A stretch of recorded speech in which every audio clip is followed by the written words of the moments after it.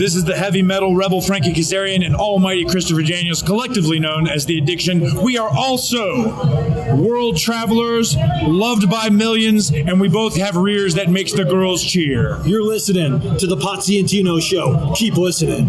And you have permission to worship us now.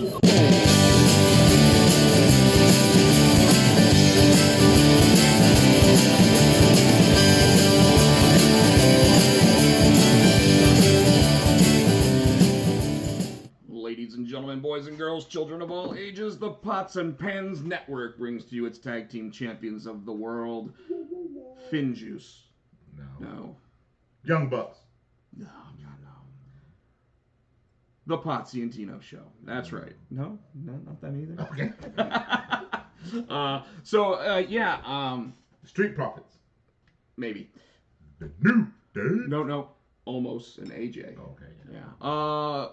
Our theme song is always brought to you by Adam's House Cat. You heard it this week because we are live. I don't know if we want to go that far with it. But with that said, thanks to Adam's House Cat for the theme song. And, of course, thank you to SCU, also known as The Addiction, for that nice little lead intro to the show this week.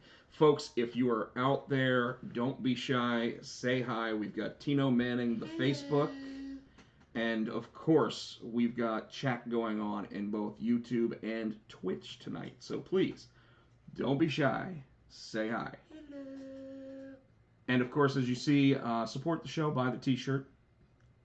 Has anybody bought that damn t-shirt yet? We've sold two, I think. I don't know.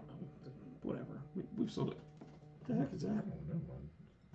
Your phone's just going nuts. I got a text. I mean, you know what that means. No, nobody heard it. I heard it. So you owe me. No. What is this? That is Basil Hayden's. Yes. It's what? I forget what it smells like. Should smell like bourbon. Yeah, but something else. So, oh, you're not even gonna cheers me before you?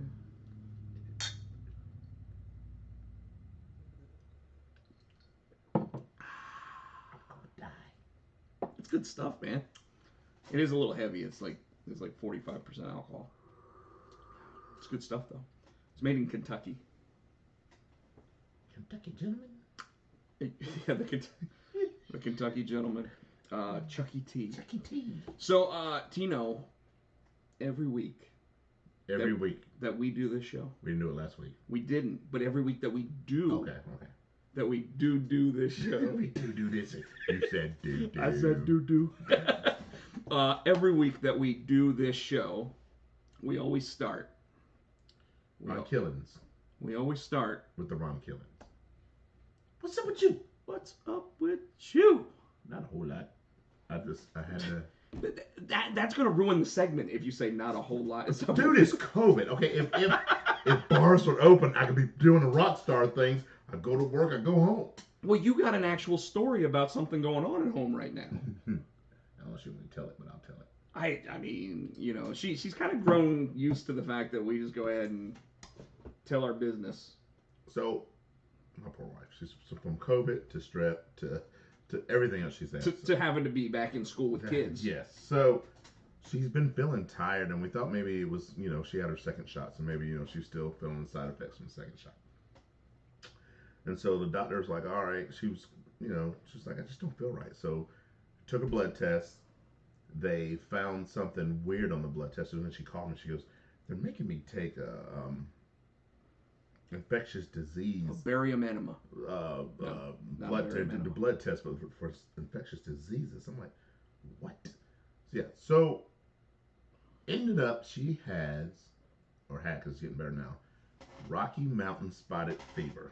Which you can only get from ticks. From like deer ticks. Yeah, and we haven't been out in the woods. We haven't been anywhere. I don't know where she would have gotten it from. So they gave her antibiotics. They called her Wednesday and said, this is what you have. And they gave her antibiotics. So she's been feeling like bad. So she's been going to work, coming home, pretty much just crashing. She's just been out of it. So she's been taking the antibiotics, starting, Sunday she woke me up in the morning. She's like, I almost woke you up last night. Her head was pounding, and I was like, oh God. So we're looking at all these. Before when she got it, we were looking at all. So I looked up all the side effects, and headache is one of them. So we called the doctor because they told her if she wasn't feeling better by Sunday, to call, you know, the offline doctor or whatever. So we called, and she was like, look, if you think that if you think it's bad, or you know something she can't control, take her to an urgent care that's connected to a hospital, like a Rex urgent care or something like that. So we're like, all right. So she didn't do that, but she slept all day Sunday. What I didn't know was this disease, if untreated, can kill you. Yeah, it's fatal. I didn't know that. So so she was like, all right, and we read that, it's okay. But my father-in-law was a nurse anesthetist, and he's in medicine. He's usually even killed about everything. But when he found out she had this and he doesn't read them, then he kind of like, you need to make sure, you know, you're taking your antibiotics and you're taking all this. So he freaked a little bit, which in turn made her freak a whole lot more. Right. So I'm trying to keep her calm. So finally, you know, she slept all day, pretty much all day Saturday, definitely all day yesterday. So the antibiotics kicking in, she's got her all arrested. So she's feeling much, much better today. Thank gosh, because I was worried about her. Yeah, of course. And you didn't even message me or anything to tell me, you know. You were in Florida. You were in Disney. I mean, you know, she's my baby mom. Yeah, whatever. And then I had my show, you know, Friday night. Oh, and so last week I called my daughter Haley, made her come home Saturday because some geniuses decided it'd be funny, which is not. And it was all over social media, so I don't even know about this. April 24th was National Rape Day. Did you know this? No. Yeah, some fool said, oh, it's National Rape Day. We're like, who the hell? Why? So it got to the point, I saw it on social media. I'm like, okay. And then it came in, you know, a couple little news clippings. It got so bad, or, you know, it got so well known that actual colleges were sending newsletters to students saying, hey, you know, if you ain't got to go anywhere, just kind of, you know, stay where you are. And if you have to go somewhere, be aware of your surroundings. I'm like, dude, you need to come home. I called her last week. But you know, the guy she's dating, AJ's a real cool dude. She was like, well, AJ already said, you know, we're not doing it. We'll stay in and watch a movie. He already's like, no, because he don't want to catch a charge, which that's my dude. So I was like, but she ended up coming home. Kid's got a good head on his shoulders. Yeah, so she came home. She came home Saturday, so which was cool. You know, she got to just to chill out and hang out and be home. And Nicole feel. I mean, Nicole didn't leave the room, but I think it made her feel a little better. Haley, I'm so glad you're home. Yeah. So, because I'm like, dude, if something happens to my daughter, man, oh yeah, I mean, like, you'd go ballistic. Yeah. I'd drop that orange jumpsuit. Yeah, you and I would be out at your old alma mater, and I mean, we would literally be pulling like Lethal Weapon shit. Yeah. So you know? She was safe.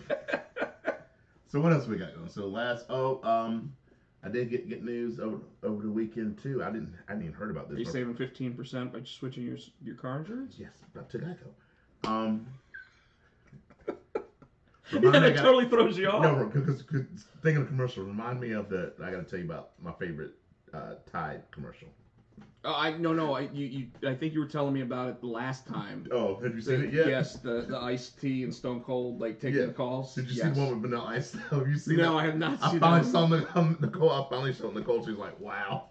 So I finally saw the one, and what makes me laugh about it is iced tea is just, you know, iced tea. He's like, yeah, hey, this iced tea, I just want to call and let you know to use Tide. You can use it in cold water. You save money. You save power. Cold's over flipping out. And he's like, I'll tell you right now, you better start using that Tide, son. Cause Stone Cold. Because I said so. Joe says you can count him in too. Hey, yes, sir. So if anything were to ever happen to Haley, you know, like Joe's never even met Haley. No. But what I was going to say before all that was I found out this weekend, and I gotta backtrack, see if I can find it. Apparently, starting June the 1st, Cooper's letting all businesses go back to 100%. Now, if that's true, that's including bars, which means I can go back to work. Yes, that you know, my mom works at the Angus Barn. That's kind of what's been said. Although, I mean, at this point, bars can stay open to like 1. They can stay open to 2, but my problem runs into because they can only work at half capacity. they can't pay me. I can't bring the whole band in. A lot of places still aren't even are small enough to where that still hurts them where they can't have me come in. So once they're back at 100% and they're making the money they were, I can start going back to work. So that would be awesome. So, and I get to start playing the cowbell for you guys, right? There you go. What is it? Joe says I met her the one time we watched. Yes, he did. Oh, yes. That was a long time. Well, that was 5 years ago, apparently. Yes. So you had a pretty eventful week. See, you originally said not too much happened, but when you say not too much happened, we went from 5 viewers to 2. Shut up. So I had a full week. I know you did. And it was awesome. You know, it started with last Saturday. I went out to Dragon's Lair comic shop in Fayetteville.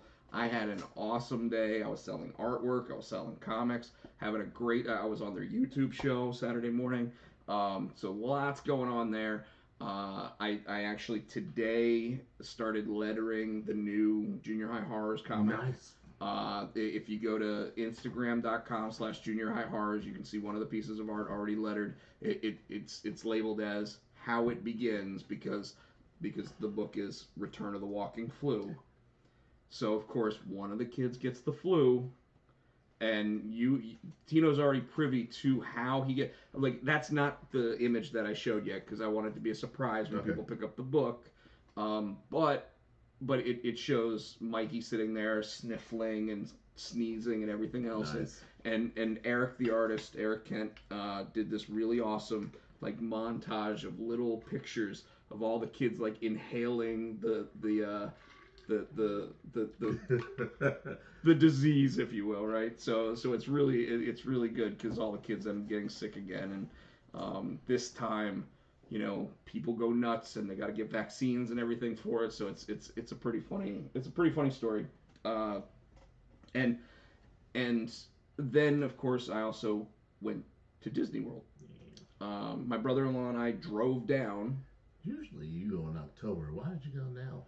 So that's a good question because this may be the last time as a group we go for a while, and only because like they've spent 5 weeks down there this year, right? So my sister and brother-in-law had like the annual passes, but they also had like the super high-end annual pass. Okay? Right. Like, for example, their annual pass not only gave them access to all the different places and the water parks, but also gave them on the Disney golf course, like there's a 9-hole walking course, and they could go on it every day if they wanted to, if there was a tee time.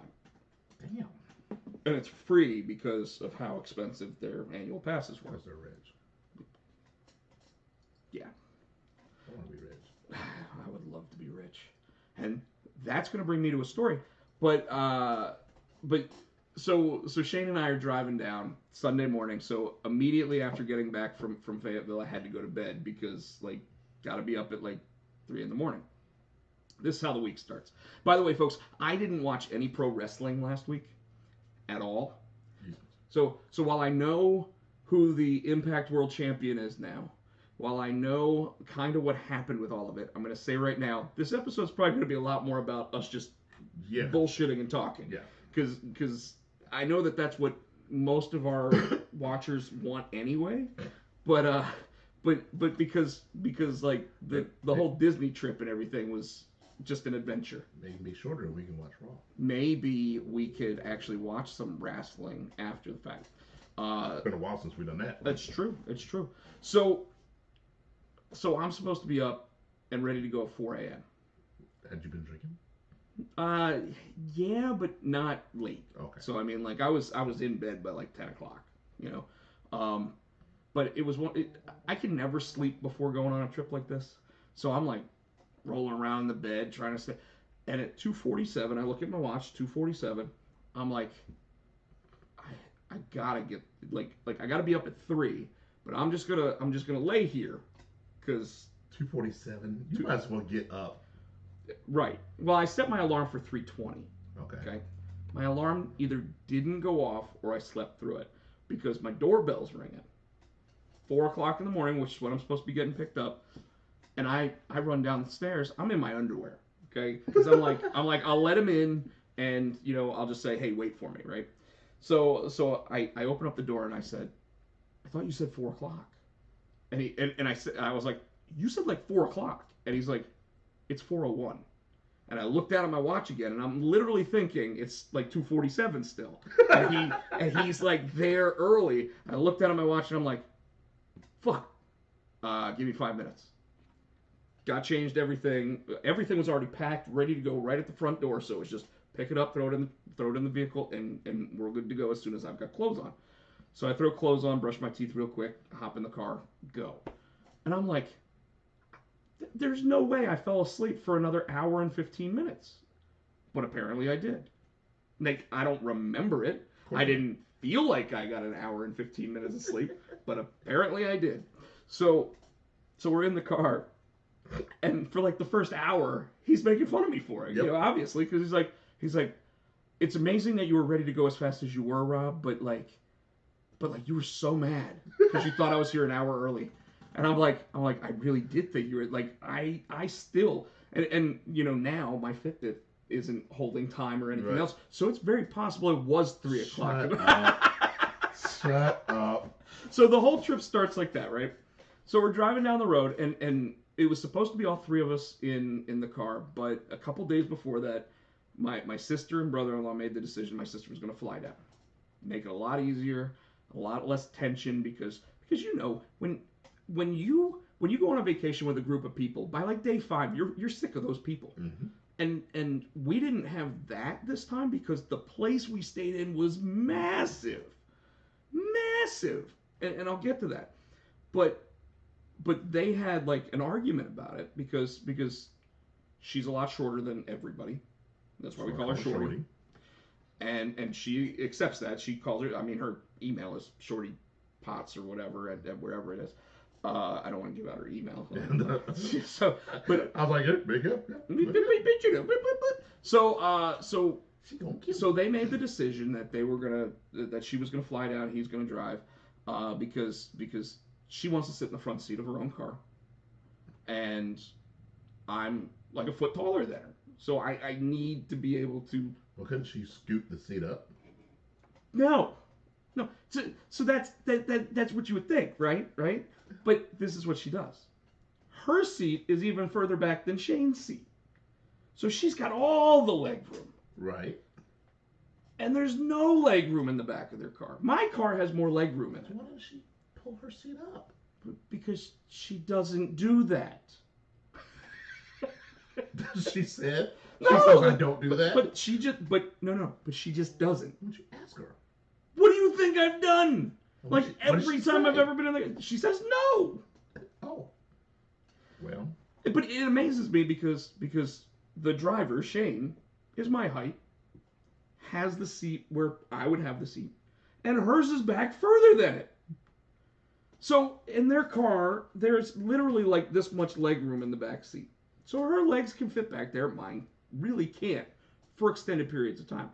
You know, like when we're down there and the three of us have to hop in the car to go to dinner or something. Yeah, I can fit in the back seat for 30 minutes, but 12 hours? No.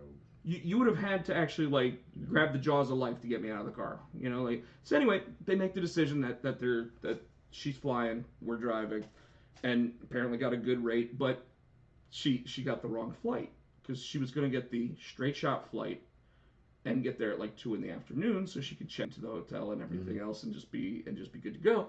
But she ended up booking the flight that had a layover, and it was like at 8 o'clock in the morning.